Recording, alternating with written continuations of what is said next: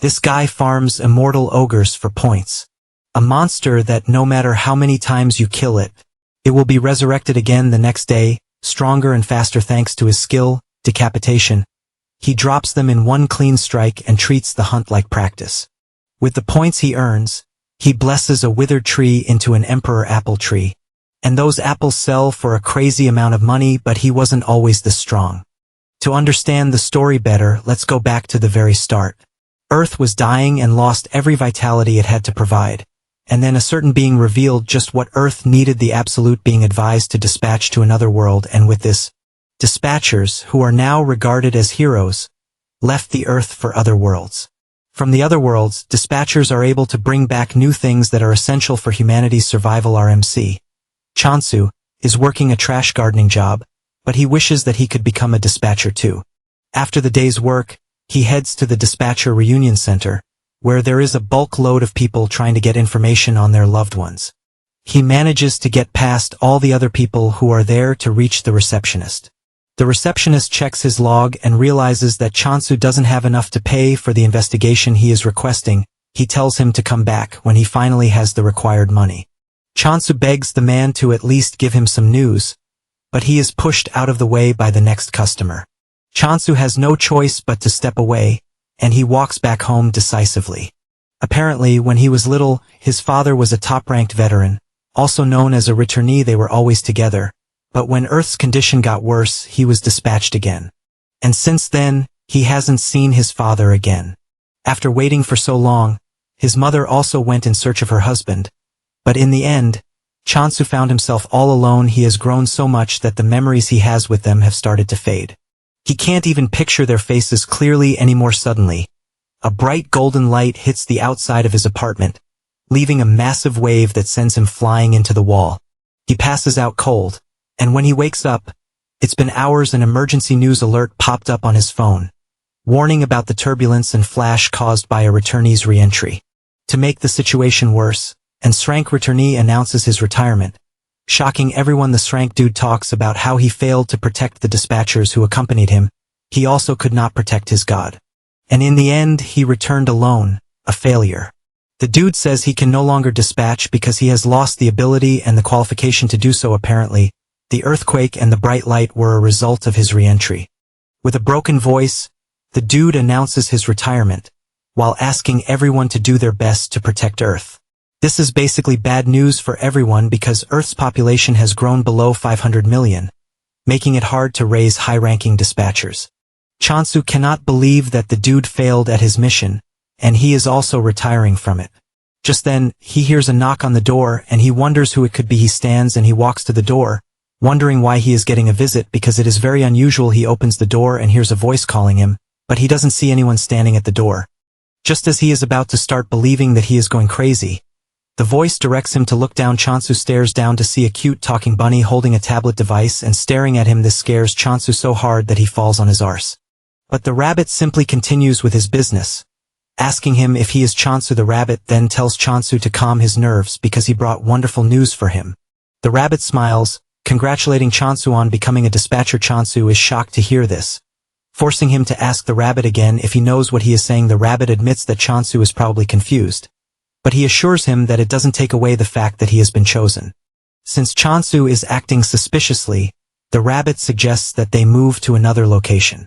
As they walk through an unfamiliar hallway, the rabbit asks Chansu if he has any special skills because most people have at least one. Chansu then replies that he is the highest in the trash league, which is why he is not even qualified to be a dispatcher. However, he is pretty good at trimming trees or flowers. The rabbit is shocked to his bones when he hears this, and Chansu is also surprised that the dude approached him without knowing that he is worthless. The rabbit then calms himself down, saying there is always a reason for everything. He assures Chansu that he might be worthless, but it doesn't change the fact that he was chosen. Chansu is completely blown away because he never expected to find himself in the dispatch center, which means a chance has finally come for him. They arrive at a very large door, and the rabbit suggests that they go inside to continue their conversation. Before the rabbit could continue with what he was saying, Chansu had reached the door. He tries opening the giant door, but for obvious reasons the door won't budge. This is when the rabbit disgustingly asks him what he is doing with the door. The rabbit says the entrance they are going to use is to his right. Chansu doesn't want to believe his eyes when he realizes that the rabbit is pointing to a very tiny door, which is a perfect size for the not freaking humans. The rabbit says he has never had issues using the door, and Chansu is forced to remind him that he is a freaking rabbit, believing that the rabbit is nuts. Chansu says he has to leave, and the rabbit asks him if he is sure he is making the right decision. The rabbit reminds him that he has failed every test that he has taken, but in the end, a rare opportunity has come knocking on his door. The rabbit asks him if he thinks an opportunity like this will ever come in his lifetime again. The rabbit tries to tell Chansu that he is not trying to coerce him, because he is free to leave if that is what he really wants.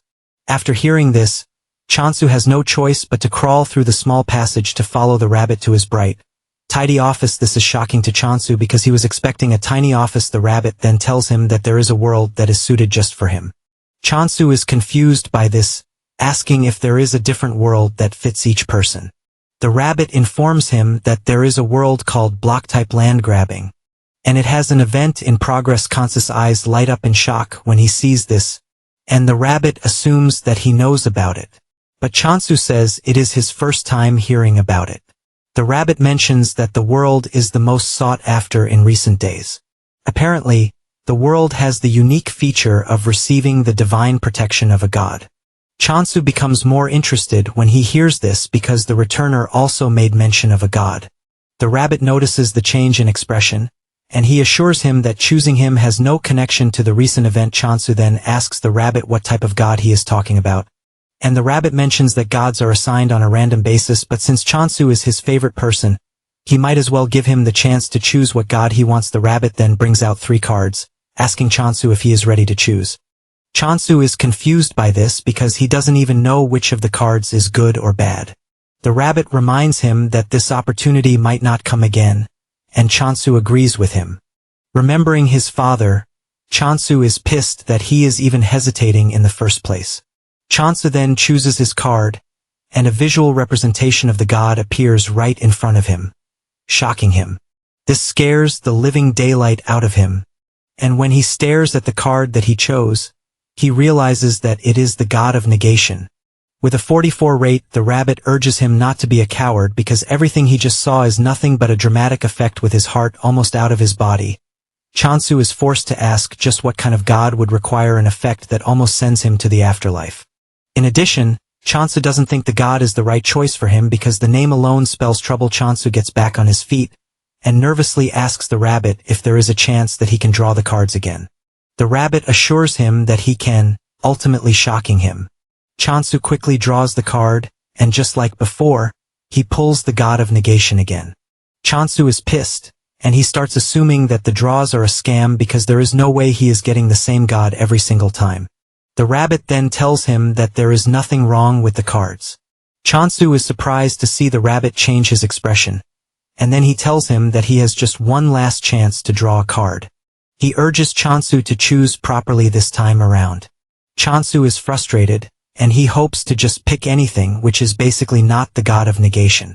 He draws another card, and this time a bright green light appears, and Chansu's face brightens up with hope. This time around, he pulled a card, which is the goddess of abundance, but it has a less than 1 probability. He is about to lose interest when he sees a visual representation of the goddess, and boy, she is freaking hot.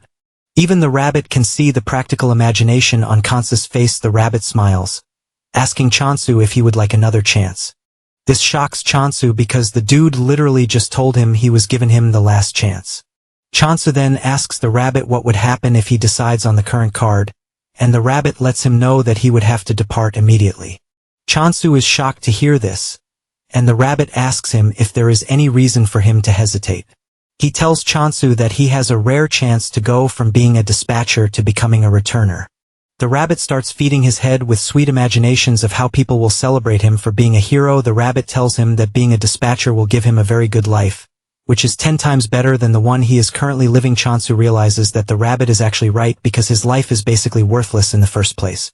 He makes his decision, and the system informs him that he has been chosen to serve the goddess of abundance.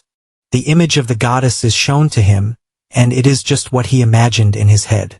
Chansu smiles, believing that he would be able to do anything if he were with such a goddess. Chansu then asks the rabbit where he is supposed to go. The rabbit opens a portal, saying it is time for them to go. But just then he pushes Chansu straight for the portal. Chansu fears, asking the rabbit if it is really safe for him to enter the portal. The rabbit teases him that the portal is beautiful, but to Chansu, he is staring at an obvious death trap nonetheless. He has no intentions of backing down, as he plans to become very successful to show his haters that they are trash. While he is busy thinking about how he is going to become successful, the rabbit pushes him into the portal. Just then, a voice scolds the rabbit for directly intervening in the matter when he knows that it is quite forbidden. The rabbit replies that they have no choice because Chansu is the only one who can help. While getting sucked into the portal, Chansu spots the loading screen, and a tip pops up, telling him the percentage signifies the size of the god's faction. This shocks Chansu to his bones because he thought the percentage was a probability, but it turned out to be something worse. Chansu finally makes it to his new world, with the pain that he is just learning about something so crucial. He looks around to see that everywhere is not far from a wasteland. In addition to the goddess not having a faction, he has found himself in a doomed land. Seeing this, tears fall out of his eyes, and he concludes that he is done. For Chansu was expecting an abundant land, but everything he is staring at is nothing but a wasteland. The system window pops up again, welcoming Chansu to the world of digging. It tells Chansu that he is the apostle of the goddess, and he is required to secure as many land rights as possible through digging. Before he starts doing anything, he thinks of looking around first. He figures out that he needs to find the goddess, and he suddenly runs into an old shabby sickle. He wonders if someone used it and then threw it away. Since he is a gardener, the sickle matches his hand really perfectly. Suddenly he feels an overwhelming presence behind him, and fear grips him that a monster is about to consume him. Fear creeps through his body when he realizes that he hasn't even met the goddess yet, and a monster is about to make a meal of him. Chansu concludes that death is the last thing he wants at the moment. He decides to threaten the monster by swinging his sickle. He turns around and swings it really hard, only for him to see that there is no monster but a cute hamster staring at him. Chansu crouches to stare at the hamster, and he can clearly see that it doesn't harbor any sense of hostility toward him. Suddenly, it crosses his mind that he might get a bonus for taking out the hamster, and the hamster screams out its lungs in fear. Chansu smiles because he has successfully messed with the hamster. He decides to let it live as long as it doesn't cause him any problems. Suddenly the hamster turns around to leave. The hamster stops at a distance, beckoning Chansu to follow him. Chansu then runs after the hamster, which is pretty fast for its size. Chansu wonders where they are going until they reach a stream, where Chansu wastes no time fetching water into his bottle to drink. He feels very refreshed, and he asks the hamster if he knows where the goddess is staying. The hamster tries responding to him, but their communication technique differs from each other.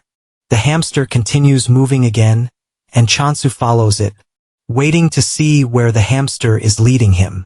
Moments later, they arrive at a huge tree that has dried up like the trees on Earth. Chansu steps on a whittled ginseng. Shocking him, he wonders what a ginseng is doing in such a shabby place.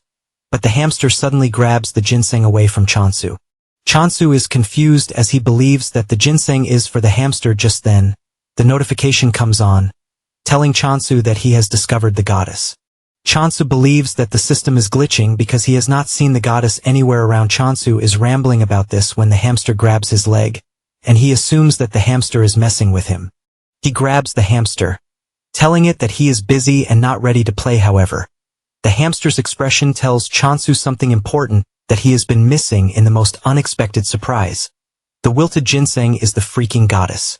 Chansu doesn't want to believe this, because the goddess he saw was pretty bountiful, and there is no way she has shriveled into an ugly ginseng root. Since he is not ready to believe his eyes, the hamster brings out a magnifying glass for him to look through, and this is when he finally accepts reality. He holds his head in pain because the land grabbing and the percentage that he saw was nothing but a foreshadowing of his future situation. Chansu remembers that the numbers were going up when he was drawing the cards, and this basically means the god's influence was growing then. Chansu cannot believe that the god of negation was actually a good card, and it was hard to believe since it was coming up pretty often. Chansu wonders if the goddess shriveled away because her influence went down completely. Chansu stares at the goddess, wondering why she is not waking up. He starts to fear that he has completely killed the goddess when he steps on her. But the hamster just stares at him like some really dumb dude. It then dawns on Chansu that he might get the goddess to wake up if he gives her some water. He pours water on her, and surprisingly, a bright green effect emerges from the ginseng's body. This tells Chansu that the water is working, and he proceeds to give her some more water. He drowns the goddess in water, ultimately restoring the goddess sense.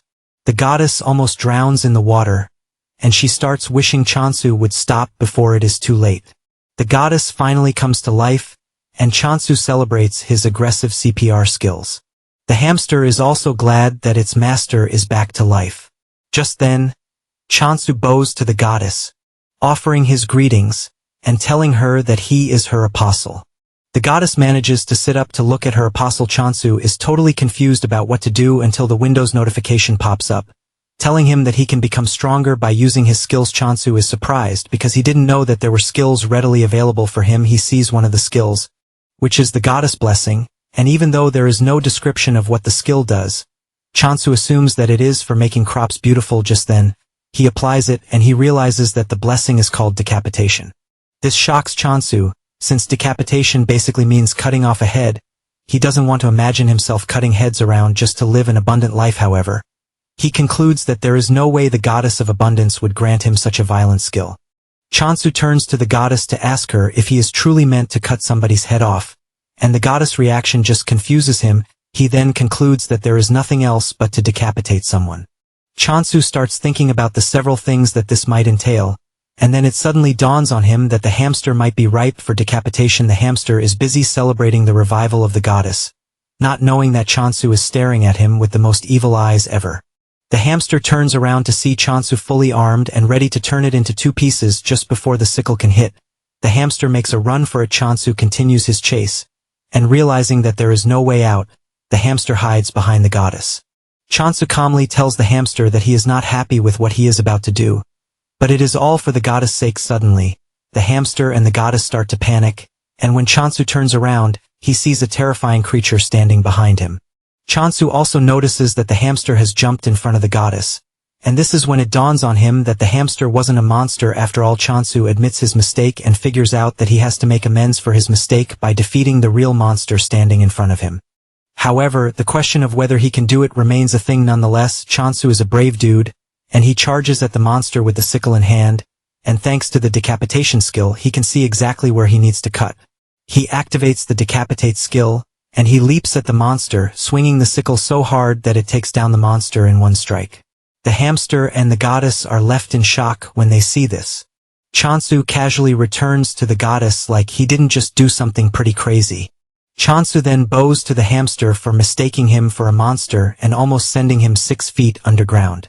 He asks the hamster to forgive him, and the hamster smiles before giving Chansu a thumbs up to let him know that he is not holding grudges against him. Chansu is happy to see this, and he gives the hamster a name, Hamstel. The name sounds so good to the hamster that it starts to blush hard from it. Just then, the Windows notification pops up again, telling Chansu that the head of the monster will automatically be transported due to the skill's effect. This is when Chansu finally learns the name of the monster that he killed, which is the immortal ogre. Because he has defeated one ogre, a kill count also appears to show him that he can kill as many of them as he wants. Chansu is surprised that the monster is known as the immortal ogre when there is nothing really immortal about it. The system comes up with another notification, telling Chansu that the transported offering now belongs to the goddess. Chansu turns to look at the goddess, and he realizes that the goddess has become even fresher than before. It dawns on Chansu that if he continues working hard and terminating monsters, it will, in turn, help the goddess return to her best form. Motivated to see the goddess' hot body, Chansu runs off to find more monsters to kill. He soon runs into a horde of immortal ogres. He gets another tip that there are unidentified points that can only be used by the world system, which means that they cannot be traded between individuals. Chansu is surprised because he didn't know when he acquired the points. Nonetheless, it is a good thing for him, and he figures out that getting rid of the ogres is the next thing on his list. Chansu is glad that he can wield the decapitation skill because it makes killing the ogres easy for him. Chansu dashes toward the ogres, activating the decapitation skill, and he cuts them down with just one swing. Another tip pops on, telling him that he can acquire points by killing monsters. Chansu sees this as a go-ahead to kill as many monsters as he can because the system just gave him the go-ahead. Chansu has defeated 4 immortal ogres already, and he thinks of killing about 100 just for the feel of it after defeating the first wave of monsters. Hamstal celebrates on Kansa's shoulder as if he were the one who defeated the monsters. Chansu then asks why the monster is called an immortal ogre when they die too easily for something that should be eternal. Since no one can answer his question yet, he figures out that he will get the answer to his question if he continues defeating the monsters. Chansu returns to the tree to find the goddess looking even more beautiful than before. Chansu smiles because the effect is coming in faster than he even thought. He is excited to see the goddess return to her original form. The goddess then points to the huge tree, leaving Chansu confused about what he is supposed to do. It then dawns on him that the goddess is asking to be lifted into the tree. Chansu helps the goddess up, but the goddess beckons to him. The system then tells him that he can use the blessing of abundance, but every skill consumes points. Chansu touches the tree and activates the blessing of abundance. He pours all of his skill points into it, and with the help of the skill, he makes the tree bountiful again. By the time he is done, he is surprised to see that the tree is an apple tree, and there are apples hanging everywhere. He plucks one of the apples that looks really giant even though he has not seen an apple before. Something tells him that it shouldn't be that big even though he is tempted to munch on the apple. He decides to offer the first harvest to the goddess. The goddess accepts the fruit, and to his shock, the goddess absorbs the apple in seconds. This leaves Chansu questioning the possibility of what he just witnessed. He realizes that the goddess is quite powerful and figures out that getting on the goddess' bad side is not a good thing for him. Chansu leaps onto the tree to fetch a bunch of apples so that he and Hamstal can both eat. Chansu figures out that he has to be pretty strong because the goddess he serves is not one to joke around with. Chansu munches on the apple, and he is surprised at just how delicious it is. While he is quietly enjoying his apple breakfast, the goddess, on the other hand, is wondering how Chansu is able to defeat several monsters in a single day. In addition to this, he was able to bring such a giant tree to life in just a day. A cold feeling runs through the goddess' body as she starts to wonder where such a monstrous boy like Chansu emerged from. Taking a deep dive into Abundance's backstory. She was in charge of food, and she was a force to reckon with because of the high-quality agricultural products that she offers. However, when the god of corruption started absorbing other factions, Abundance had no choice but to run away because corruption's power was getting too massive. To survive, Abundance abandoned her trade and resorted to hunting monsters, but her forces were unfit for combat. Because of this, they could not win a single battle, and as a last resort they modified their skill to make something else. However, this didn't guarantee Abundance's survival. Basically, the decapitating skill that Chansu thinks is for cutting off monsters' heads is actually a skill to help Abundance's subordinates bring back the heads of dead animals or monsters. Because her subordinates were bad at combat, they could only do their best. Just by staring at Chansu, the goddess is crippled with fear because he is completely different from what she envisioned. She wonders why Chansu chose her. But nonetheless, she comes to the conclusion that Chansu now belongs to her. Chansu is trying to get another apple fruit when the goddess clings to his leg. And this scares Chansu, who believes that the goddess is trying to absorb him. But the goddess is only trying to hug him to thank him for everything so far. Later on, the goddess falls asleep and Chansu lays her on the altar to sleep, but a loud thunder strikes out of nowhere. Chansu fears that this will wake the goddess, but to his surprise, the goddess remains fast asleep. Just then, Chansu realizes that apples alone won't sustain him, and at that moment, the system informs him that the delivery event is now in progress. Chansu is surprised to see that something like this exists. However, to make a delivery, he has to be able to contact those back on Earth. However, he notices that Hamstal is also tired, and he lays him beside the goddess. He even covers the two with leaves to serve as a blanket. Meanwhile, at the reincarnation trading company, Hazujin, the apostle of reincarnation, bursts into her boss office to scold him for giving him more work, even though she is already busy as it is. It turns out that they have gotten the order to deliver apples. The order also states that there is no money involved, which means that they are going to barter apples in return for goods. Hazujin screams at her boss, asking if she did something wrong, and he decides to punish her with this trash of a job. But her boss says no. Her boss tells her that the business trip to get the apples is actually good for her because she won't have to work, and this will serve as a break for her. Her boss tells her that staying at the office means more work for her, and he urges her to use the trip to clear her head a bit. Hasujin argues with him, saying there is no one else to send on the trip, which is why he is sending her. Her boss chuckles nervously, because she might be right with her deduction. Her boss urges her to get a move on because she might just discover something lucky on the trip. He waves her goodbye, hoping that something good comes out of the trip. Hasujin checks out the order logs and realizes that there are a bunch of deliveries that she has to do, and she hopes that it is worth it or else there is going to be a big problem. Meanwhile, Chansu has been gathering apples in preparation for delivery. While Chansu is gathering the apples, Hamstol is having a field day with them. Chansu soon finds him munching on the apples, and he grabs him, telling him to stop messing around with the apples. He tells him that the apples are for trading because they will be meeting with someone later in the day.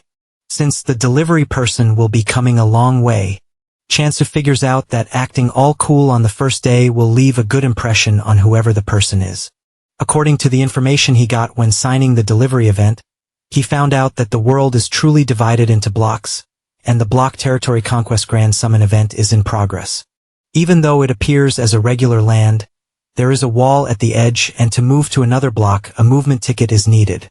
Chansu figures out that there is really nothing around him, and it would take him a whole week to reach the nearest village. Chansu is glad that the delivery only takes 2 days even though it is quite fast.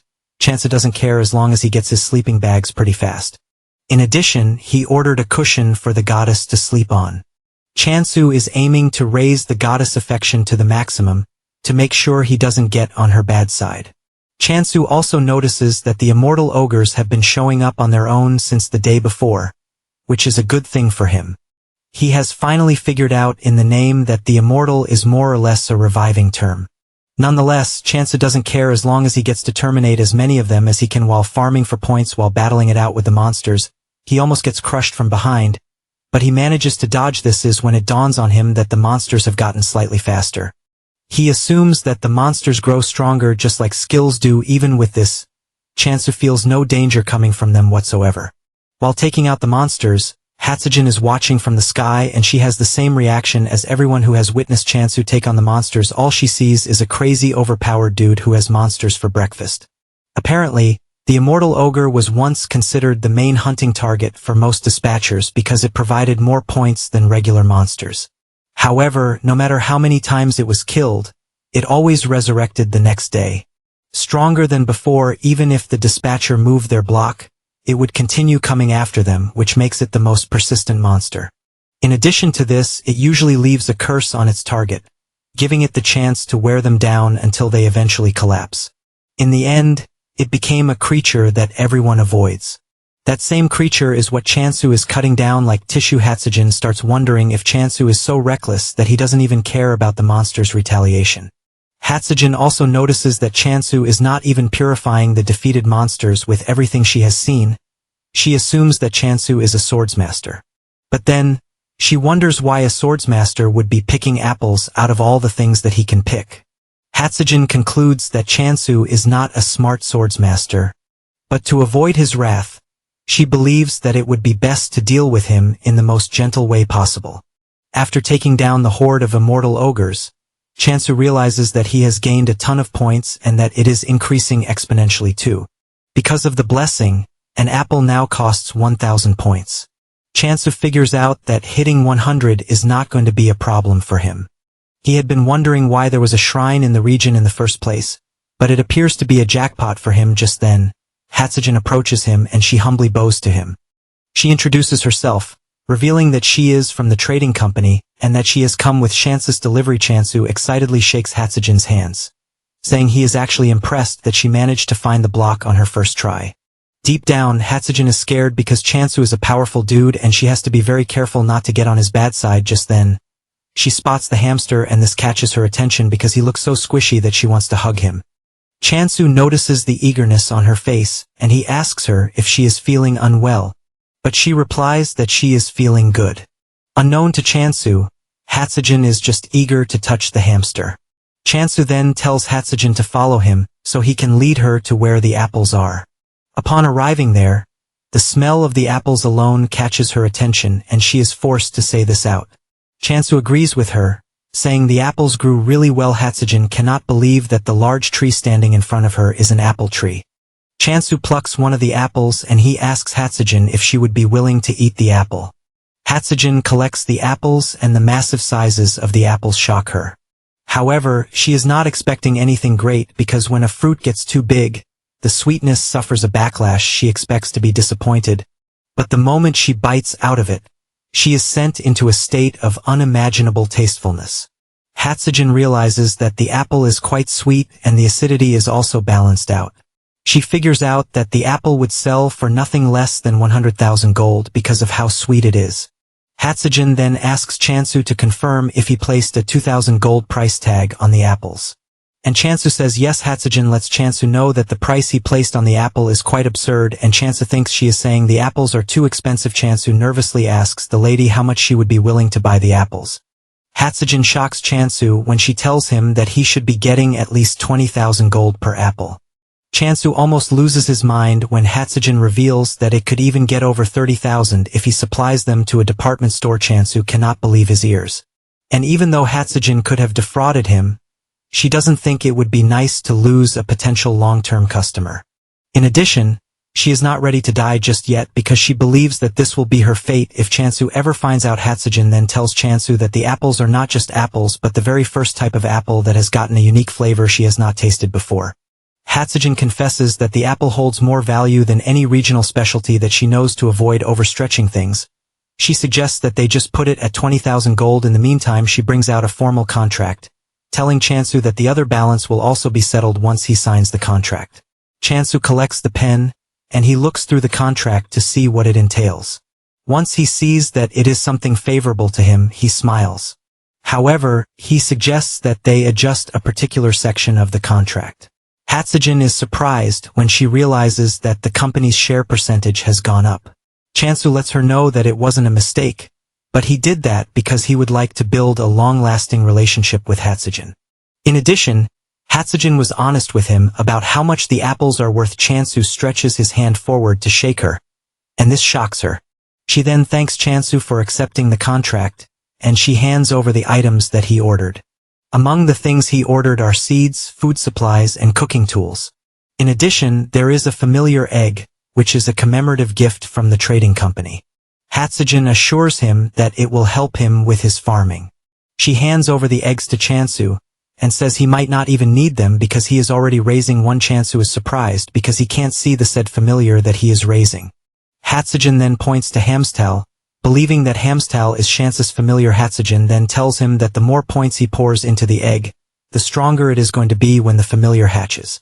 However, she urges him to be careful because if he overdoes it, the egg will crack, leading to an automatic failure. She adds that Chansu should stop once the egg starts to tremble. After the instructions, Chansu tells Hatsujin that he might just have to try it to get the perfect feel for it. Hatsujin asks about the expected harvest and schedule for the apples, and Chansu says one day should be enough. This shocks Hatsujin because they are going to be getting daily supplies of apples. After their brief, long, boring conversation, they work out the schedule, the numbers, and the visit dates. After everything has been sorted out, they conclude the first part of their deal after Hatsujin is gone. Chansu walks up to the goddess to thank her for staying hidden when Hatsujin was around. Chansu looked at the several supplies that he got and couldn't believe that the sales of apples were lucrative. Nonetheless, he knows that he owes it all to the goddess. Just then, he spots the goddess hugging the eggs, and he realizes that he might have to hatch the eggs sooner. However, he is going to need more points if he is going to do this. To do this, he figures out that killing more monsters is the way forward. Chansu is proud of how things have come so far, but he is not delusional enough not to know that there will be difficulties ahead. Even with the thought of this, Chansu is not scared because he is built to face challenges. When Hatsujin returns to the trading company, she tells her boss everything that she saw. She tells her boss that Chasun is definitely Korean, but she assumes that he is a member of the combat factions. Her boss is surprised that a combat-oriented person is able to raise such a good bulk of apples. Hatsujin reveals that Chansu took down undead monsters with just a rusty sickle, and he only targeted their heads. Hatsujin's boss believes that the dude might be aiming to become a swordsmaster by putting himself in a tough situation, just like a dude Rohan did. Hatsujin's boss then says it would be advisable for them to keep Chansu hidden rather than assign guards to his position, and Hatsujin agrees with this. While saying this, the dude doesn't stop munching on the sliced apples in front of him until Hatsujin grabs his hand, reminding him that they are supposed to eat them together back in the world of abundance. Chansu is already pouring points into the eggs to try and hatch them. He wonders if he is going to get a cute or strong monster from the eggs. Just then, the egg cracks, leaving a bright light, and Chansu believes that an SS rank familiar is going to step out of the egg. Chansu's entire smile fades away when he sees a chick popping out of the egg. He cannot believe that all the hype was just for a big chicken. When he was hoping to get a worker, he starts wondering what to do with the chick, and the first thing his mind goes to is to raise the chick to eat it. However, he is hesitant because he cannot just cook and eat a chick that he poured 120,000 points into. Because he is trying not to get too attached, he decides to give it the name Ari. Just when he is trying to get familiar with the Ari, the other egg starts to hatch too, just like before. Chansu is hyped, as he believes that this will come out to be a worker. However, his face crashes in disappointment when a pig emerges from the egg, and Chansu wastes no time giving the pig the name Doji. Chansu is extremely disappointed, leaving him to wonder why he is getting only ingredients. He was told that he was going to get a familiar, but at this point, he thinks he has been scammed. Just then, Ari and Doji walk up to the goddess to greet her, and the goddess urges the two to forgive her for failing to protect them to the very end. The two also apologize for not being able to serve their goddess the way they should have served her. The goddess appreciates their honesty, but tells them that there is something they need to be careful of, and this is her apostle. She tells the two that Chansu doesn't know that they are her retainers, and he might just sell them off if they prove to be useless to him. To make it worse, he might even eat them, and the two can feel the scary aura coming from Chansu, which makes the goddess claim valid. The goddess urges the two to be on their best behavior until Chansu is able to obtain the communication skill. The two agree with the goddess, saying it would be better for them to just observe as it is. The next morning, Chansu heads out as usual, and his main targets are the undead monsters. Doji and Ari wake up early in the morning to hear commotion everywhere. The sleep disappears from their eyes when they see Chansu running about, cutting down undead monsters. This is when it finally dawns on the two that Chansu is pretty dangerous. And the goddess was not joking when she told them to be on their best behavior. Ari tells Doji that Chansu was staring at them in the weirdest way, and Doji panics when he remembers this. Just as he finishes taking out the undead monsters, Ari and Doji appear with a they praise Chansu for the hard work and tell him to clean up with the towel. The two have seen Chansu in action, and they have finally understood what the goddess told them about being useful. Chansu thanks the two for being thoughtful, and after cleaning up, he offers them an apple. Doji rushes toward the plate while Ari is trying to act like he is not a glutton. Chansu is happy to feed the two because he once heard that grape-fed pork always tastes better. Ari tries to stop Doji from eating so he won't grow into Chansu's desired flavor. However, Ari also gets drawn in by the flavor of the apple because of the amount of points that Chansu poured into it. Nonetheless, he manages to control himself. Chansu then offers him grains and he jumps on the grains without wasting time. To him, he is making the right decision because he is never going to grow into fried chicken like Doji. After this, Chansu moves over to farming. He has Doji dig the ground while Ari plants the black bean seeds. Chansu then covers the ground and gives the seeds water before adding the blessing of abundance. In no time, Chansu has a farm with healthy plants covering it. Chansu holds one of the seeds in his hands, and the moment Ari spots the seed, he locks in on it. He rushes toward Chansu, but he hides the seed, telling him that the first harvest must be given to the goddess. Chansu gives the goddess the seed as usual, and she absorbs it in the most weird way, just like she always does. Chansu then tells Ari and Doji that it is time they eat because they are going to plant potatoes later. Unlike before, Ari consumes as much food as Doji. The two end up looking like inflated balloons, and Ari believes that he is done for because he couldn't hold back his hunger. On the other hand, Chansu is just happy that the two are eating well, and this serves as a motivation for him to plant more crops that they are going to enjoy. Just then, his mind crosses the apples and he hopes that they are selling well on the market. At the store, Hatsujin's boss notices that the apples are the only items left for sale. A lot of people have gathered, but none of them are ready to buy, which is expected. He had even decorated the apple and packaged it well to make it more pleasing, but people don't think a single apple is worth 200,000 gold, he is left scratching his head in frustration because he has no idea how to convince people that the apple is actually delicious. He is pretty sure that everyone will change their minds after just a bite, but the problem is getting them to have a bite. Suddenly, he hears someone purchasing the apples. He rushes to the attendant to ask him what just happened, and the attendant reveals that all of the apples are sold out. He doesn't want to believe this, since there was still a bulk load of it some minutes ago. The attendant reveals that someone tasted one and then bought everything. The signature on the payment slip says Rohan, and this is when it dawns on the manager that the person who just patronized them and bought out the apples is none other than Rohan, the pioneer of the handicap training method. Rohan is also known as the unrivaled swordsmaster, which makes him a big deal, and the manager admits that they have struck gold. This ends up making the news big time, and everyone believes that the apples are what Rohan ate to become a swordsmaster. Hysijin's boss, Ryugu, starts getting calls from everywhere. Everyone wants a box or 100 boxes of the miracle apple. A week after Chansu arrived in the abundance world, he admits that he has been living life greatly.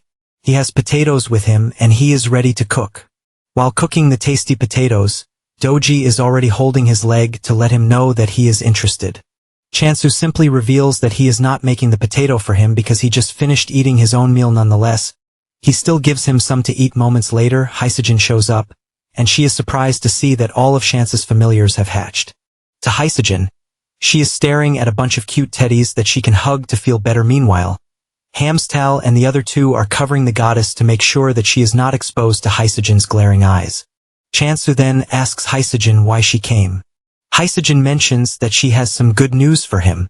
She brings out sales receipts to tell Chansu that all the apples sold out, and they all sold out for the tagged amount too. Chansu holds his head in shock and amazement because everything went off in just 2 days. Hysijin tells him that the most unbelievable part of everything is that everyone now wants a taste of the apple.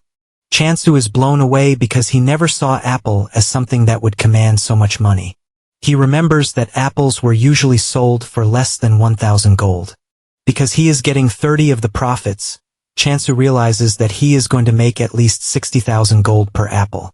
With a simple calculation, he realizes that he would have gained 3 million in one day if he managed to sell 50 apples. Chance's mind blows out of the roof when he realizes that an annual profit of 1 billion is coming his way.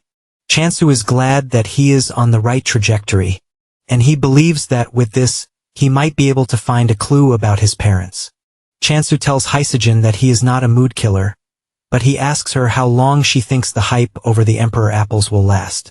Chansu knows that the apples are currently popular, but he also knows that there is no way they will continue selling for that huge amount in the future. Hysijin then assures Chansu that she understands his concern, but lets him know that 100 apples a day to a target audience of 1 million means they will still be in business for 27 years. Chansu is shocked to hear this, and he assumes that it is an overestimation. Hysijin then tells Chansu that he has nothing to worry about. Hysijin then asks him if he has thought about increasing his apple production. Chasun smiles nervously, saying he has grown other crops too, and it will be nice if she tastes them. He assures her that they are as tasty as the apples. Hysijin's eyes light up like a goblin when she hears this. Chansu then tells her to sit tight while he serves her potatoes. First, Hysijin takes a bite out of the potatoes and she melts in sheer joy at how sweet they are. She starts imagining all the good things that will come out of the potato if managed right. Just then, Chansu shows up with pancakes and fries. Hysijin shed tears as she consumed the food in front of her. She mentions that the potato fries can be considered a main dish instead of a side dish. Chansu then finishes the combo with roasted sweet potatoes. The moment he serves this, Doji and Ari go crazy, demanding that he give them too. Chansu then suggests that they all eat together. Chansu notices that Ari is looking skinny, and there is one explanation for this. It is basically because Doji has been stealing Aris food, preventing him from eating properly. Hamstal jumps on the table to eat with Hysijin, and Chansu asks Hysijin for her thoughts on the potatoes because he plans on selling them too. Hysijin thanks Chansu for the delicious meal, and then asks if there is a way he can grow the crops and also increase apple production. Chansu replies that it would be difficult, since he is going to need more points. At the same time, Chansu doesn't think it would be wise for him to use all of his points on farming. Hysijin lets Chansu know that his efforts are appreciated, but she urges him to focus more on apples. Hysogen mentions that all of the apostles are Korean, and the culture of the world is built on this. Hysogen says the food is amazing, but lets Chansu know that it is hard to charge a premium price for crops alone. Hysogen says the crops won't be as profitable as apples even if people start to demand them. Hysogen goes on her knees, begging Chansu to consider apple production as his primary assignment. Realizing that there is no changing her mind, Chansu asks her if 100 apples a day will be enough, and her eyes light up when she hears this. She thanks Chansu for reconsidering and putting her suggestion into the books the next day. Chansu steps out to hunt as usual. Doji asks Ari if it is important that they follow Chansu every time he steps out, and Ari screams at Doji, telling him that they are the only ones who can keep watch, because Hamstal is basically useless. Unknown to them, Chansu is actually wondering why the two keep following him everywhere, and he assumes that they are combat-type familiars. Chansu doesn't think there is any way actual familiars will be pretty useless to the point that the only thing they can offer is to eat. His conviction soon goes down the drain when he sees the two getting chased down by an undead monster. Chansu blames himself for thinking the two are worth the hype he was giving them in the first place. Just then, Doji trips, giving the undead monster the chance to close down on him. Chansu tries to reach him, but the distance is just too much for him. Chansu tries getting the monster's attention by screaming, but even this doesn't work. Chansu swings his sickle, but even this proves to be useless because the range is short. Suddenly, the monster dies. Shocking Chansu because he knows that the sickle didn't reach the monster just then. It dawns on him that the skill might have been upgraded, and the skill range has increased. Chansu tries it out by staying at a distance and swinging the sickle at the monsters. With just one strike, he takes out multiple targets and the window pops up, alerting him about the newly obtained range of the skill. In addition, he gets a new skill, mass decapitation, and this shocks Chansu, but he figures out that this would allow him to handle more monsters.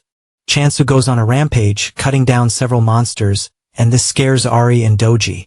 The two immediately run back to the goddess, who is shocked to see them back so soon.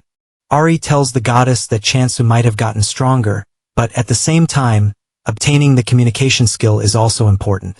The goddess then urges her retainers to calm down because she never granted such a skill. Doji then tells the goddess that the name of the new skill is mass decapitation, and this name itself shocks the goddess. Fear crept through her body as she thought about this because it was her first time hearing it.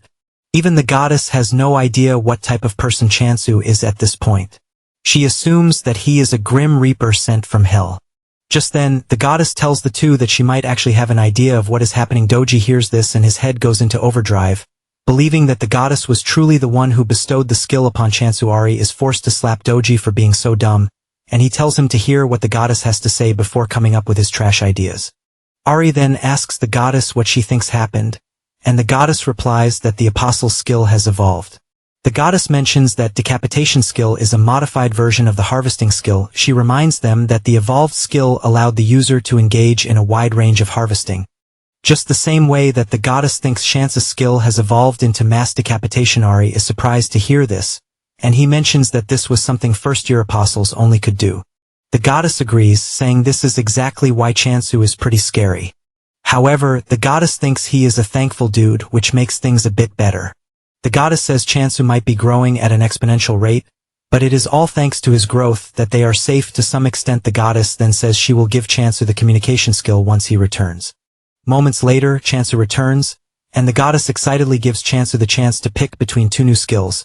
Since it is against the rules to define an apostle's path, Chansu stares at the status screen to see that he has two skills that he can choose from, which are the promise of abundance and communication. The goddess is confident and assured that Chansu is going to pick the communication skill. The goddess can't wait to tell Chansu to stay away from danger, and also to thank him for everything he has done so far. After taking a minute to think about his choices, Chansu picks the promise of abundance skill, shocking the goddess, who least expected this. Before making his decision, Chansu had stared at the screen for some time to know which skill would work best. He stared at the communication skill and realized that it was just a skill that allowed him to communicate with plants and animals.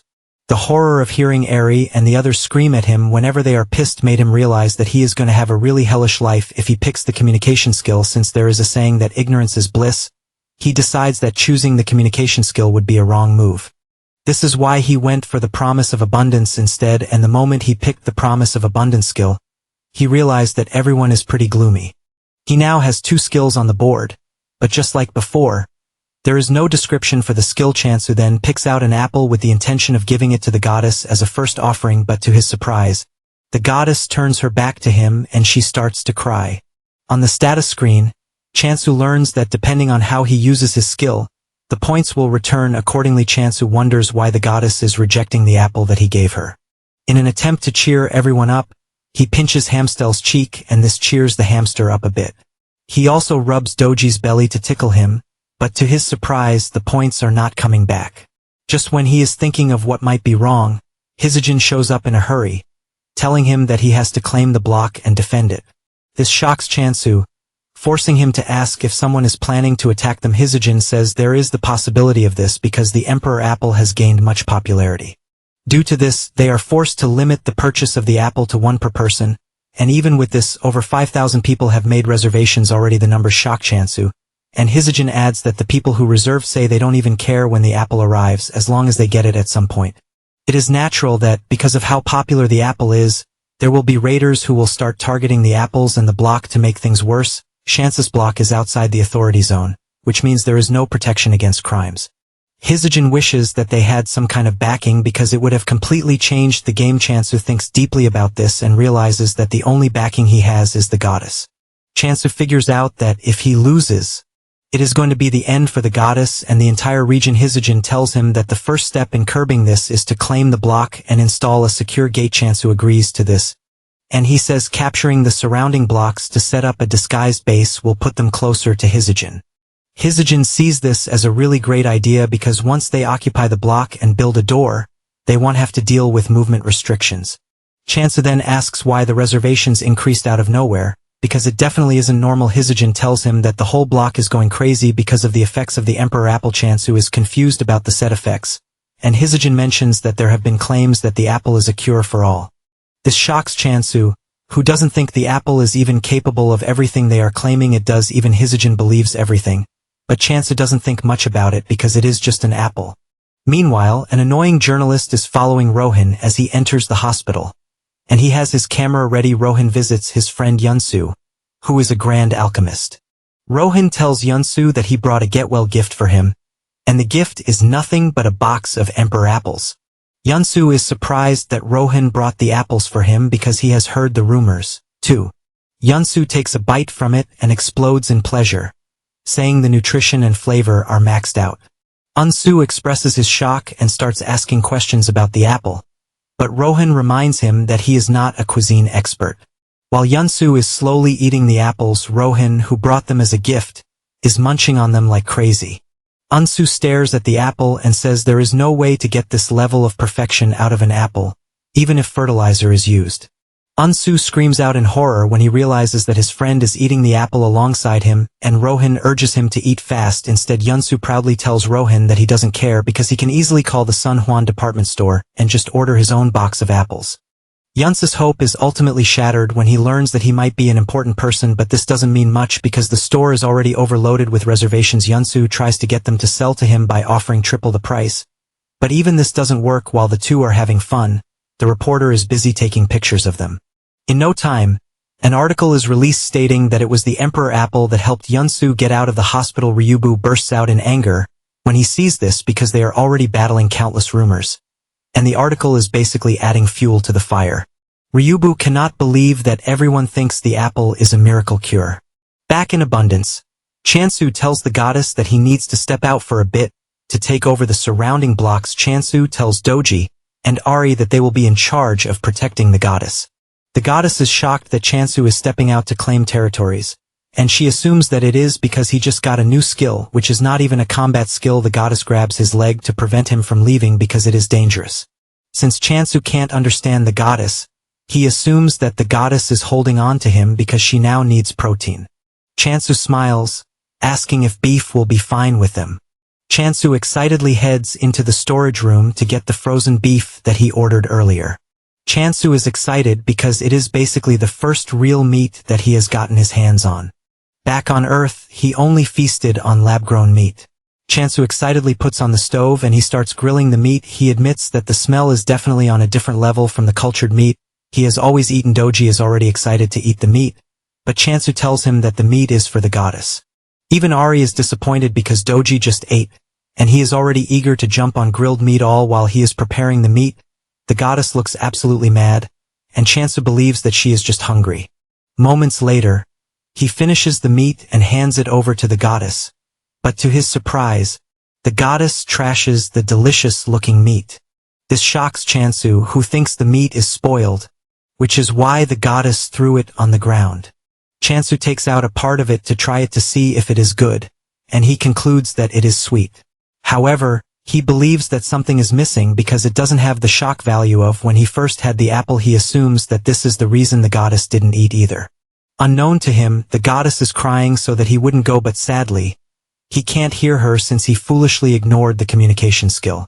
On the other hand, Ari and Doji are celebrating because Chansu tells them that he is going to bring delicious meat for them when he comes back.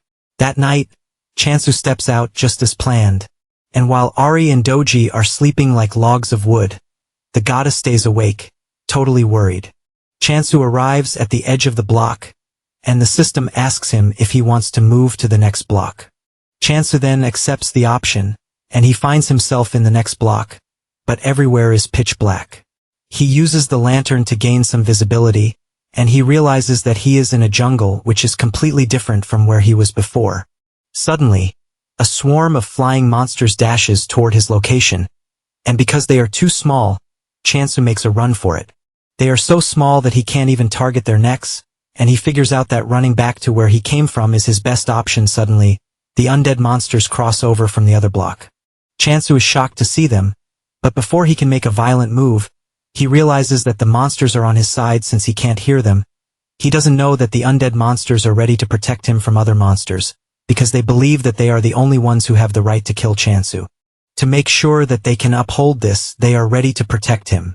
The undead monsters then head straight for the bugs to start wiping them out, giving Chansu the chance to retreat back into his own block. Just then, the system informs him that he has earned bonus points from defeating evolved monsters. This shocks Chansu, because he is basically earning points from the monsters that the immortal monsters defeated. Chansu smiles evilly because he has somewhat hit a gold mine of points. He realizes that this changes everything because he is gaining points, and his customers are also increasing. The undead monsters that he was once running from are now bonuses to him. Back at the department store, Hisijin complains about the number of calls and orders that they have gotten. Ryuhu confesses that they have been allowing the rumors to fly for so long, but he doesn't think they can allow it to spiral any further.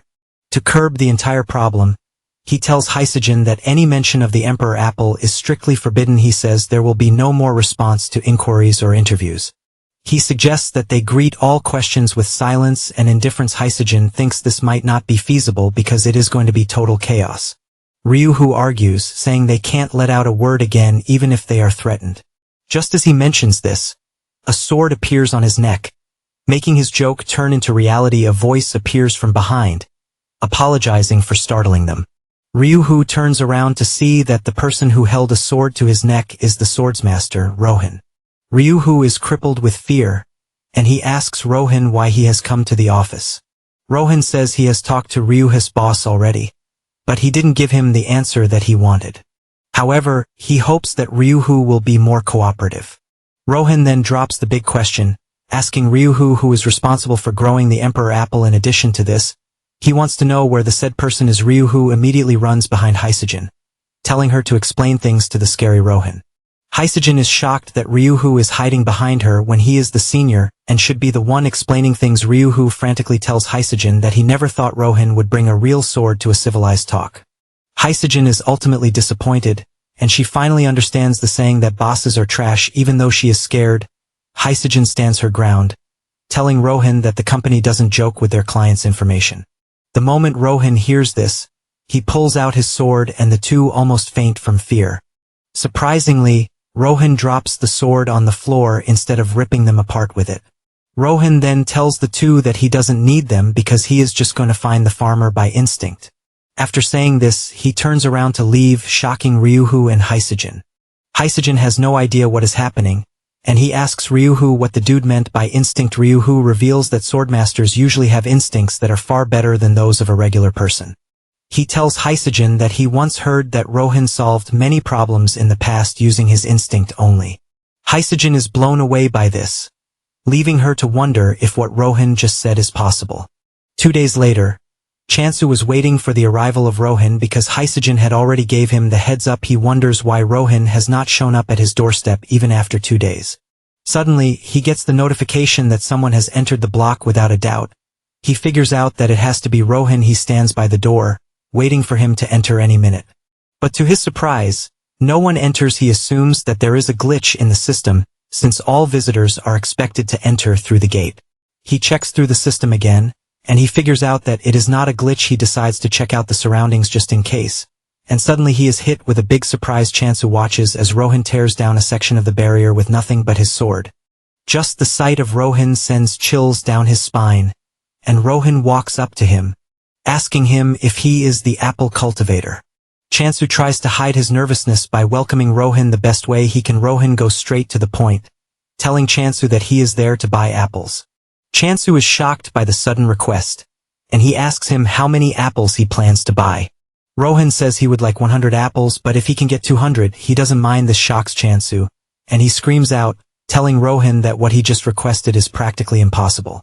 Chansu mentions that the limit to apples that he can sell is 50. Without arguing, Rohan says he is fine with 50 apples. Chansu then asks him what price he is willing to offer for the apples, and Rohan says 200,000 gold each. This shocks Chansu, who tells Rohan that they don't offer packaging like the stores, but Rohan doesn't mind one bit. Chansu also asks him if he is aware that he just mentioned the department store pricing, and Rohan assures him that he is aware. The amount of money Rohan is offering is so crazy that Chansu is already thinking of selling more for him. Chansu then takes Rohan to the apple tree, and Rohan is already salivating from the delicious apple. He is about to eat. Chansu walks up to the tree, and he activates the blessing of abundance skill. Without delay, several apples pop out on the tree, and Chansu whips out his sickle, telling Rohan to give him a moment while he harvests the apples. However, Rohan tells him that there is no need for this. He brings out his sword, and in seconds he cuts down all the apples, leaving Chansu in a state of horror. He doesn't want to believe his eyes, and he just assumes that what just happened is nothing but a bug. After concluding the deal, Rohan sends Chansu the agreed upon money, and he assures him that he will be visiting again next time. Just as Rohan is about to leave, Chansu stops him. Chansu figures out that Rohan might be a big help to him concerning the new block. Chansu then asks Rohan if he is interested in other crops because he just grew them, and he is pretty sure that Rohan is going to love it. With a straight face, Rohan asks him what kind of crops he is talking about, and Chansu says potatoes.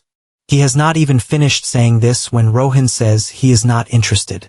Chansu pushes further, saying he has sweet potatoes and beans, but Rohan's answer remains the same. After denying all of his requests, Rohan says he is going to leave. Realizing that Rohan is integral to his plan, Chansu makes a desperate move to tell Rohan that he is going to give him more apples than what they agreed upon. Chansu can sense that Rohan is not a bad person, even if he appears to be strange and wild. Chansu then tells Rohan that he needs to take over another block if he is going to continue with the steady supply of apples. To do this, he tells Rohan that he is going to need his help, and in return he will pay him with apples.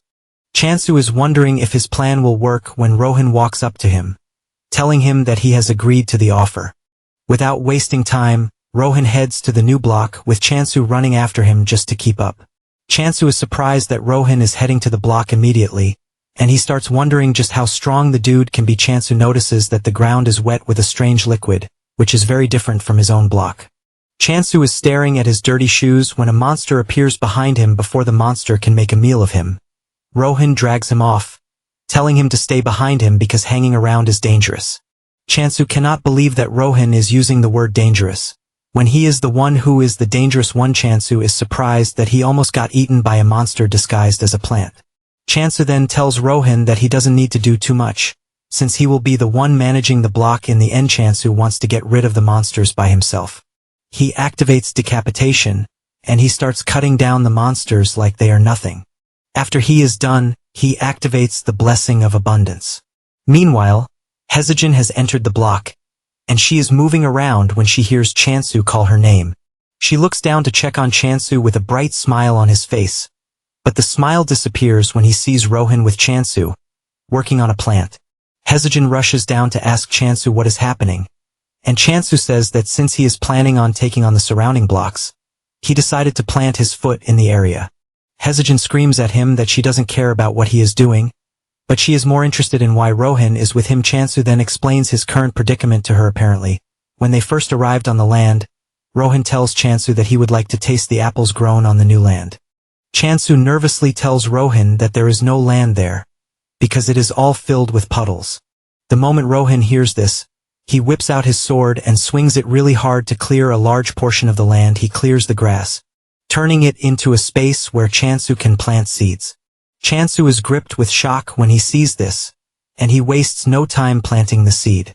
He then casts the blessing of abundance on it, and this is what they were doing when Hezijin showed up. The seed that Chansu just planted has grown into a big apple tree with bright leaves. Hezijin is surprised, but she mentions that the apple smells really weird, and Chansu agrees with her. He says this is because of the environment. Apparently, the apples have double the aroma and flavor, and depending on the point of infusion, the taste changes. Chansu then confesses that he is still experimenting with it. Chansu plucks one of the apples and hands it over to Hezijin, asking her if she is willing to have a taste, but the girl refuses, saying she will pass. Hezijin then spots the plant monsters on the ground, and she calls them ostrich tails. Chansu is surprised because this is the first time he will hear of it. Basically, the monster takes a liking to an ostrich's habits, and it is said to be active only at night, which makes it extremely hard to catch. Hezijin checks out the monster, and she confesses that the conditions look really great. He takes some of its blood into a test tube, and then asks Chansu if he was the one who hunted the ostrich tails. Chansu replies that it was all him, assuring Hezijin that Rohan wasn't involved. Chansu asks Hezijin if there is a problem with this, and Hezijin suddenly grabs him, asking him if he is willing to sell them. Apparently, the ostrich tails are said to sell for a high price. Scared of the zombie-like lady, Chansu agrees that he is going to sell them. Hezijin raises her hand in the sky, celebrating like she just won the lottery. Hezijin stares at Chansu like he is the most handsome man on the planet. Hezijin can't wrap her head around the fact that Chansu is skilled in both farming and combat. In addition to this, he even has a sword master by his side. Hezijin cannot hide the fact that meeting Chansu is a blessing to her. Hezijin is dreaming about several products that she might still get the opportunity to sell when Chansu calls her name. Hezijin is pissed that he ruined her imagination, and she asks him if he wants anything from her. Chansu reminds her that he ordered some things, and Hezijin looks into the bag to start bringing out all the things that Chansu ordered, like pest control plant seeds. There is also a building construction kit with her. In no time, Chansu builds a portable home for adventurers, and he also plants the pest-repelling seeds in the area.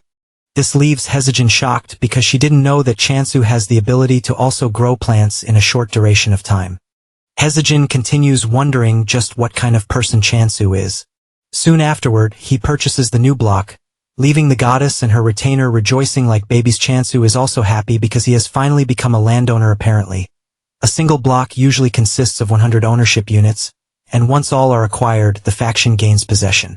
Chansu is exceptionally happy because back on Earth, he could barely acquire a single room. In addition to this, purchasing the land comes with a bunch of new features, and the most important one is the block's trait assignment feature. Chansu gets a tip from the system, telling him that the traits assignable to a block depend on the apostle's god or the block's nature. Chansu is happy to hear this because the feature fits perfectly with the goddess nature. The system asks him to choose a trait to assign to the block, and his options are growth and death. Since growth sounds better than death, he thinks of choosing growth.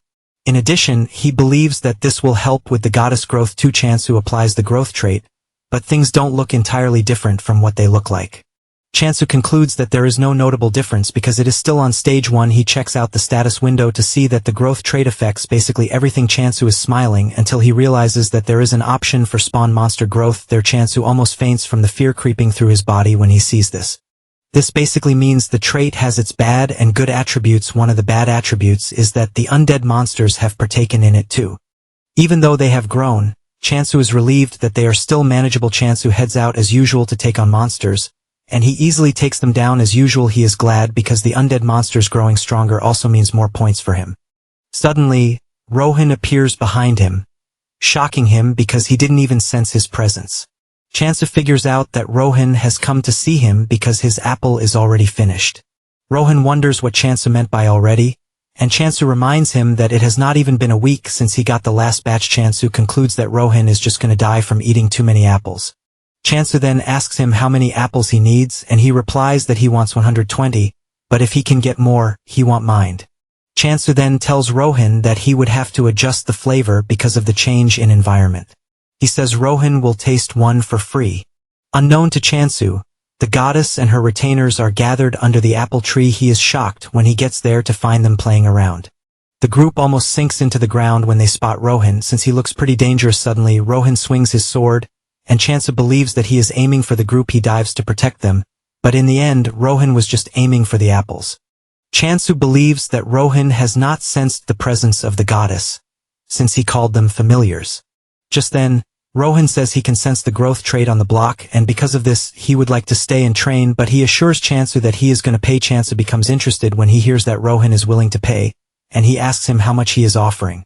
Rohan smiles while telling him the amount of money he is ready to throw out. This sends Chansu into a state of ecstasy, and he immediately shakes Rohan's hand, welcoming him as his esteemed customer. Rohan asks him if he thinks his request is possible, and Chansu says yes. However, he wants to know if the environment will not be torn in half, and Rohan assures him that it won't. Chansu also asks if things will suddenly explode out of nowhere, but Rohan assures him that he has nothing to worry about. Chansu then tells Rohan that he doesn't have the power to manufacture monsters, since he doesn't even have lots of points to spare. Rohan lets him know that he doesn't need his help to sort out monsters, because all he needs is a space in the corner. Chansu is surprised to hear that this is all Rohan needs. Chansu has no issues with this, but he tells Rohan that there is something else he wants, aside from money. Chansu lets out his heart, saying he would like Rohan to be his guard. Since the world they are living in is prone to being in danger every time, Chansu thinks it would be better for Rohan to protect. After all, Rohan is one of the best swordsmen out there. Rohan replies that he will consider Chansu's offer if he can enhance the growth effect. Chansu is glad to hear this, and he assures Rohan that he is going to enhance the growth rate by 50,000 points every day. In addition, he is willing to provide 10 apples daily. Rohan is more concerned about the apples, and he asks if they can be purchased differently. Chansu then assures him that he doesn't have to worry about the apples. Meanwhile, Doji and the others are shaking in fear because it seems Rohan will now be staying with them. On the other hand, Chansu thinks the familiars will be happy because they have a swordsmaster protecting them. Chansu turns around to see a different reaction from the group. Rohan also sees this, but Chansu lies, saying the group is only shy because he is new. Chansu tries to get them to become familiar with Rohan, but the group runs away instead. Chansu cannot believe his eyes, but he moves past the embarrassing moment to tell Rohan his first request later on. The two are inspecting the other block when Rohan senses something behind the brushes. They walk over to check it out, only to find a cat lying there. Chansu is surprised because he wasn't expecting any other animals like Hamstall to be in the area because of how relaxed the cat looks. Chansu believes that it is not dangerous, and before Rohan can stop him, Chansu walks up to the cat to pet it. The cat wakes up to see an ugly face standing over it, and it jumps away like it just saw a ghost. The cat hisses at Chansu, which almost sends a chill feeling down his spine. The status window then informs Chansu that the cat is actually the Apostle of Negation, and it has declared war on his block. Chansu is shocked that the Apostle declared war on him just because he patted it a bit with tears in his eyes. He asks Rohan if the cat is the Apostle of Negation because it has declared war on him. But Rohan believes that the dude is saying trash. Chansu suspects that the cat is mad because he was touched without permission. Chansu walks over to the cat to try to settle their differences, while wondering why he has to fight a little cat.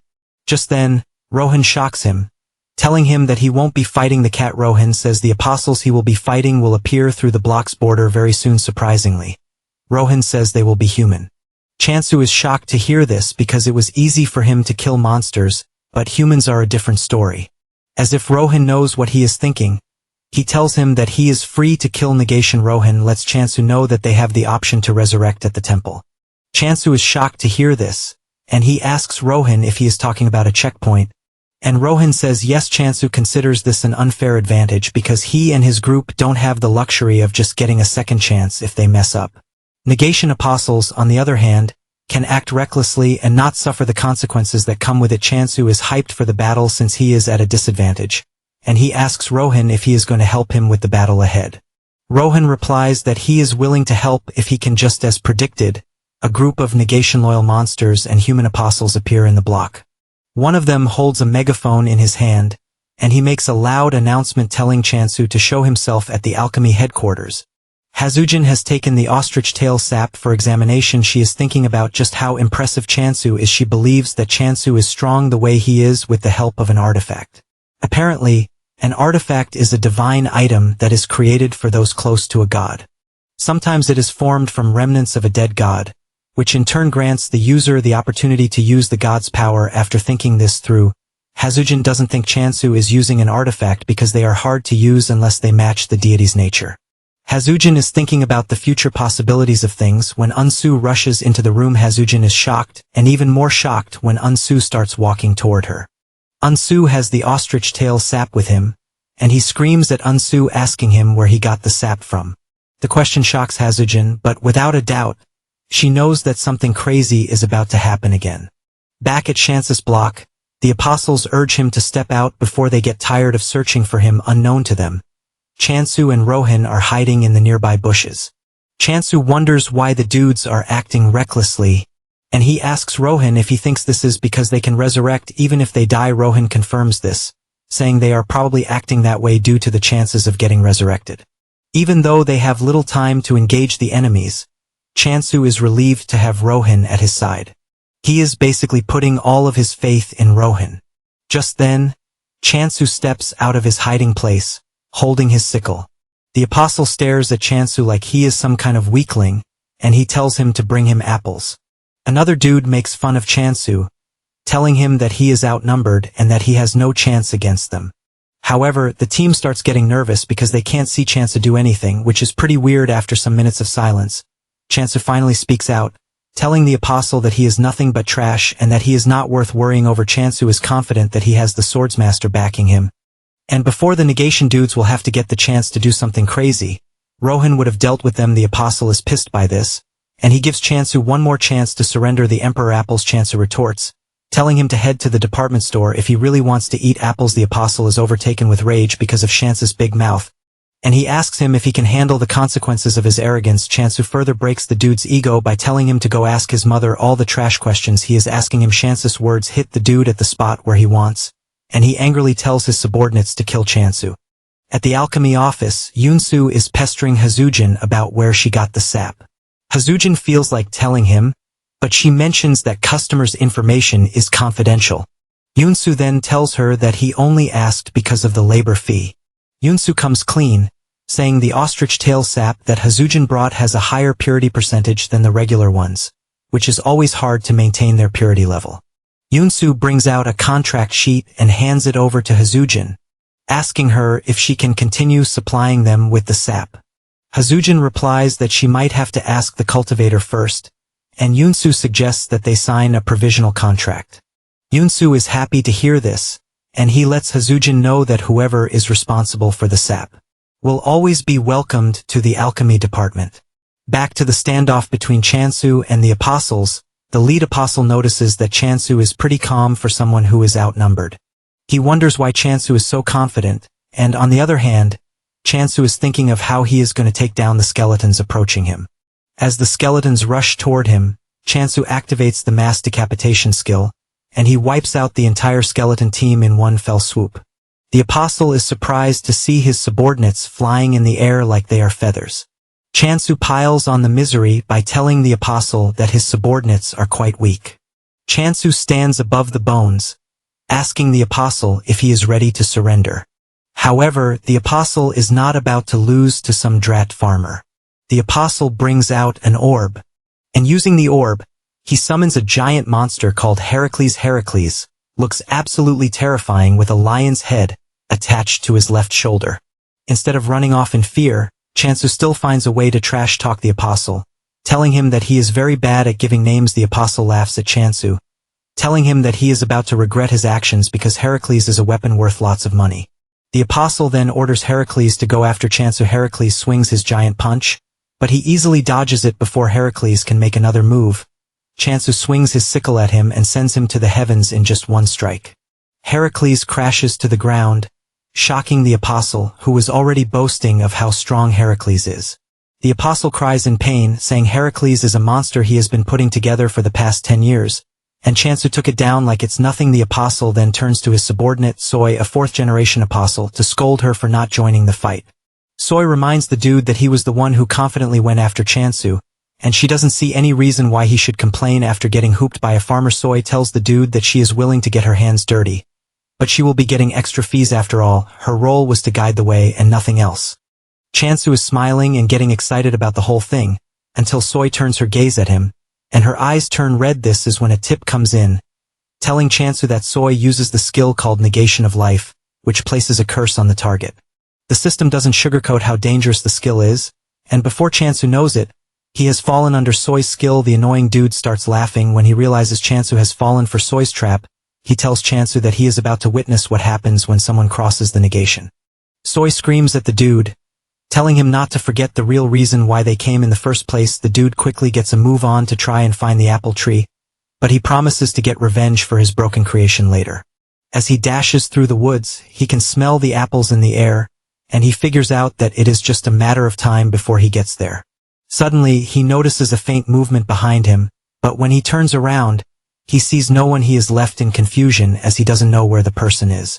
Suddenly, Rohan appears above him, and thanks to being a popular swordmaster, the dude recognizes him. However, this doesn't do him much help as Rohan cuts him down. Meanwhile, Chansu suddenly opens his eyes to find himself back on Earth. The last thing he remembered was fighting the negation, but he had suddenly appeared somewhere else. He realizes that things appear to be totally different from what he knows. Just then, he hears his parents call his name from behind. He turns around to see that his parents are actually standing there, and his face lights up in joy as he rushes toward them. He jumps into their arms and hugs them tightly as tears roll down his face. Chansu cries out loudly, asking the two where they have been so far, and he begs them not to go anywhere again. Suddenly, his biggest fear starts to take place in front of him again. His parents push him aside and they walk away as he screams, begging them not to leave. Chansu screams out in pain, but suddenly, Rohan pulls him out of the weird dream he is having. He tells him that he is suffering from Soy's trick, and what he saw wasn't real. Rohan had hit Soy on the arm while trying to rescue Chansu, and she couldn't believe that Rohan was in a place like this. Soy crashes to her knees, and Chansu angrily goes after her with his sickle, ready to punish her for making him cry.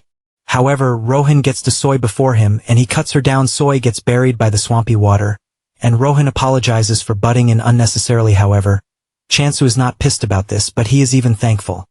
Chansu then suggests that they go back to base. While they come back to clean up the mess, Rohan asks him what his future plan is, and he reveals that his plan is to become the world's strongest force. However, the first thing that they are going to do is to take over every surrounding block. He asks Rohan if he can keep helping with this, and Rohan assures him that he has no reason to deny as long as he pays him with apples. Chansu then assures Rohan that he is going to pay him with as many apples as he wants.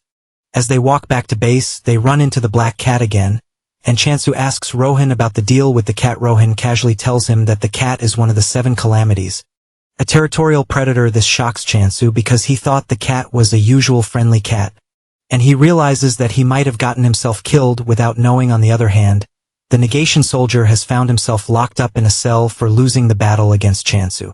The system tells him that a surcharge penalty has been applied due to the extreme difference between his faction and Chansu's low-level faction.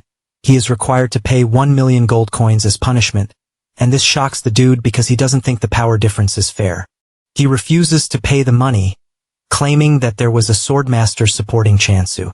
The system then recognizes the dude's refusal to pay as an inability to repay the required debt and would be transferred to negation. The dude sees this and he freaks out, urging the system to come back because he is now ready to pay. Just then, he is dragged out of his cell by the undead monsters, and to make his situation worse, a scary negation apostle, MANHWA, shows up. She tells the dude to carefully explain what happened if he doesn't want to suffer a fate worse than death. The dude tells MANHWA that he found the cultivation site for the Emperor's apple. MANHWA believes that the dude is lying to save his own skin, but he swears it, saying Rohan was the one who disrupted his plans. MANHWA still doesn't want to believe this because she is well aware that the reparations wouldn't have been set too high if Rohan had fought alongside Chansu. The dude continues telling MANHWA that he is telling the truth. He mentions that Soy was defeated too, and this comes as a surprise to MANHWA. MANHWA then stands up from where she is sitting and she walks toward the dude. The dude almost loses his little manly ego as the scary lady walks up to him. MANHWA then tells the dude that they can't hold Soy accountable, which means he will be the one to suffer the consequences of their failure. MANHWA smiles evilly while telling the dude that she has a proposition. She grabs the dude's head and puts him under a contract that will make him a prisoner until he fulfills her wishes. She tells the dude to head to the cultivation site and start working on it. The dude argues that this is impossible, but MANHWA threatens to turn him into an undead if he doesn't cooperate.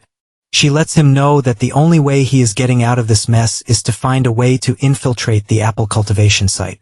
Well guys, that's the end of the video. If you like this video, comment next part in the comment section. Also, subscribe to the channel, hit the bell, and like the video. Thank you for watching and see you next time again.